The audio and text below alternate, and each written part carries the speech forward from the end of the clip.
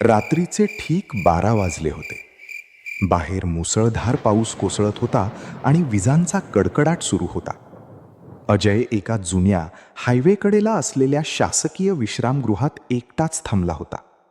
त्याच्या कारचा अपघात झाल्यामुळे त्याला नाईलाजाने तिथे आसरा घ्यावा लागला होता. संपूर्ण विश्रामगृहात तो आणि एक म्हातारा केअरटेकर दोघेच होते. केअरटेकर त्याला खोलीची चावी देऊन आधीच आपल्या खोलीत झोपायला गेला होता. खोलीत फक्त एकच जुना दिवा चालू होता, जो विजेच्या लपंडावामुळे सारखा लुकलुकत होता. बाहेरच्या वादळामुळे खोलीची खिडकी जोरात वाजली. अजय खिडकी बंद करण्यासाठी उठला. त्याने खिडकी बंद केली आणि मागे वळला तसा त्याच्या काळजाचा ठोका चुकला.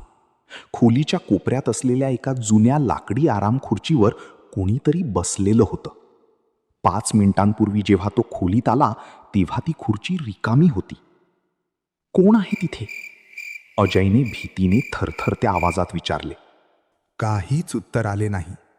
फक्त ती आराम खुर्ची हळूहळू मागे पुढे हलत होती.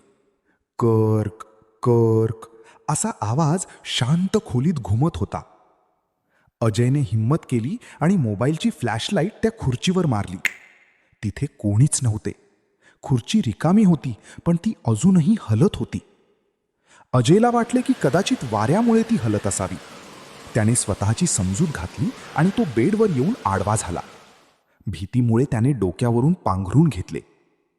काही वेळ गेला. पाऊस थोडा ओसरला होता, पण खोलीतली शांतता जास्तच भयानक वाटत होती. अचानक अजयला जाणवले की त्याच्या पांघरुणावर कोणीतरी हळूच हात फिरवत आहे. एक अतिशय थंड बर्फासारखा गार स्पर्श त्याच्या पायावरून वर सरकत होता. अजयचे पूर्ण शरीर भीतीने गोठून गेले. तो हालचालही करू शकत नव्हता. त्याच वेळी त्याच्या कानापाशी एक खोल सळसळणारा आवाज आला. खूप थंडी वाजतीये ना? मलाही अशीच थंडी वाजली होती जेव्हा 5 वर्षांपूर्वी याच खोलीत माझा खून झाला होता.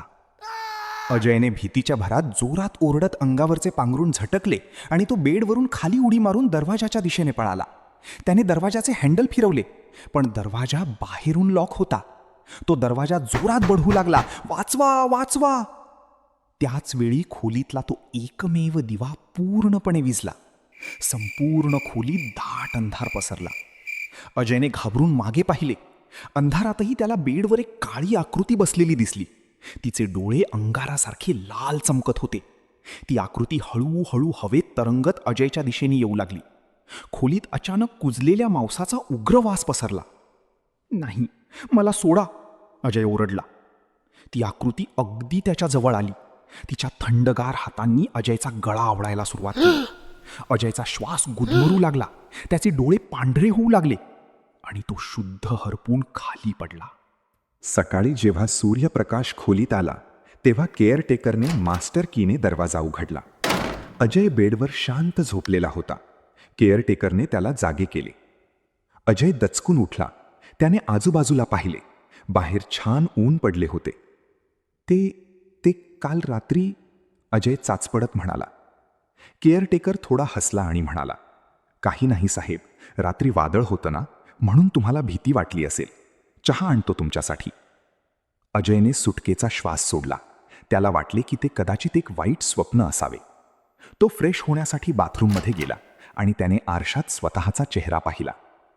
आरशात पाहताच त्याच्या तोंडातून किंकाळीच फुटली. त्याच्या गळ्यावर निळ्या काळ्या पडलेल्या हातांच्या बोटांचे स्पष्ट व्रण उमटले होते आणि त्याच्या मागे आरशाच्या काचेवर रक्ताने लिहिलेले होते, पुन्हा नक्की या.